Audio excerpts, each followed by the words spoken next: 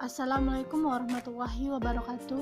Perkenalkan, nama saya Sally Fadilah, nomor BP 20 10 11 55 11 0195 dari akuntansi 4. Baiklah, saya akan menjelaskan tentang konsep harga menurut Ibnu Al-Ghazali, Ibnu Taimiyah, dan Ibnu Khaldun.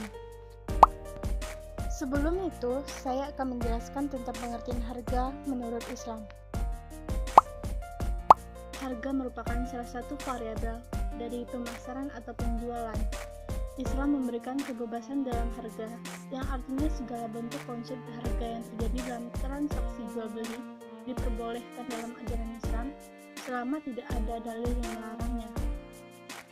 Dan selama harga tersebut terjadi atas dasar keadilan dan suka sama suka antara penjual dan pembeli, harga menjadi sesuatu yang sangat penting.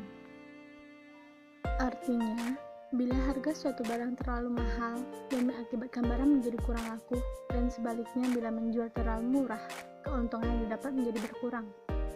Penetapan harga yang dilakukan penjual atau pedagang akan mempengaruhi pendapatan atau penjualan yang akan diperoleh, atau bahkan kerugian yang akan diperoleh jika keputusan dalam menetapkan harga jual tidak dipertimbangkan dengan tepat sasaran. Selanjutnya, yang pertama, konsep harga menurut pemikiran Al-Ghazali.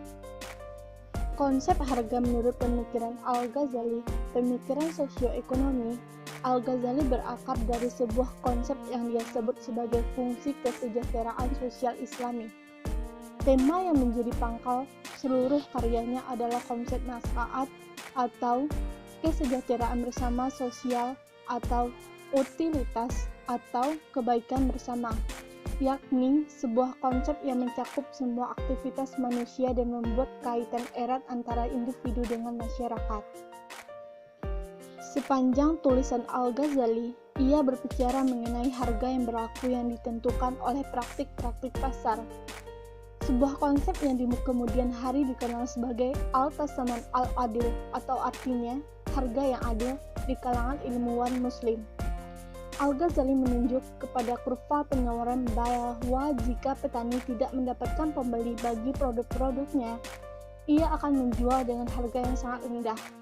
Ia kelihatannya memiliki wawasan tentang konsep elastisitas permintaan ketika menyatakan bahwa pengurangan margin keuntungan dengan mengurangi harga akan menyebabkan peningkatan penjualan. Karenanya terjadi peningkatan laba.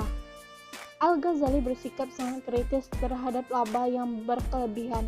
Menurutnya, jika seseorang membeli penawaran harga yang lebih tinggi daripada harga yang berlaku, penjual harus menolaknya, karena laba akan menjadi berlebihan, walaupun hal itu bukanlah suatu kezaliman jika tidak ada penipuan di dalamnya. Selanjutnya, yang kedua, konsep harga menurut Ibnu Taimiyah.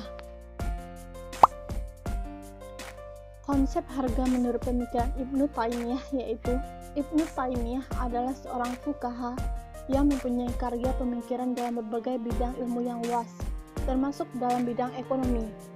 Ia telah membahas pentingnya suatu persaingan dalam pasar yang bebas atau free market, peranan market supervisor, dan lingkup dari peranan negara.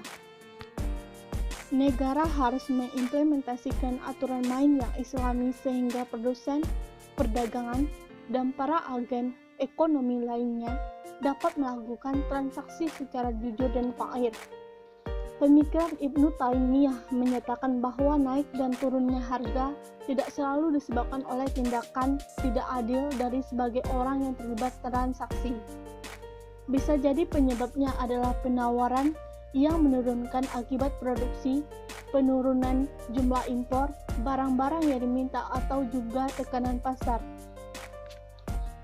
Karena itu, jika permintaan terhadap barang meningkat sedangkan penawaran menurun, harga tersebut akan naik. Begitu pula sebaliknya, kelangkaan dan melimpahnya barang mungkin disebabkan oleh tindakan yang adil, atau mungkin juga karena tindakan yang tidak adil. Selanjutnya, yang ketiga, konsep harga menurut Ibnu Khaldun. Konsep harga menurut pemikiran Ibnu Khaldun. Penetapan harga dalam perspektif ekonomi Islam telah dikaji oleh beberapa fuqaha dan ekonomi muslim. Ibnu Khaldun dalam membahas tentang harga mengkaitkan dengan teori nilai, karena nilai suatu barang ditentukan oleh banyaknya aktivitas kerja dan seluruh akumulasi biaya yang dikeluarkan untuk memproduksi barang tersebut. Dalam Mukadimah 380 dijelaskan bahwa laba yang dihasilkan manusia adalah nilai yang terrealisasi dari tenaga kerjanya. Adanya kerja akan menghasilkan produksi barang, sehingga antara kuantitas kerja dan produksi terdapat hubungan timbal balik. Apabila kuantitas kerja meningkat, maka hasil produksi akan meningkat, begitu pula sebaliknya. Oleh karena itu, harga memberikan standar penilaian suatu barang yang terbentuk dari kombinasi antara banyaknya kerja dan seluruh biaya yang dikeluarkan untuk memproduksi suatu barang tertentu. Baiklah, sekian presentasi dari saya. Saya akhiri dengan wabillahi taufik walhidayah. Wassalamualaikum warahmatullahi wabarakatuh.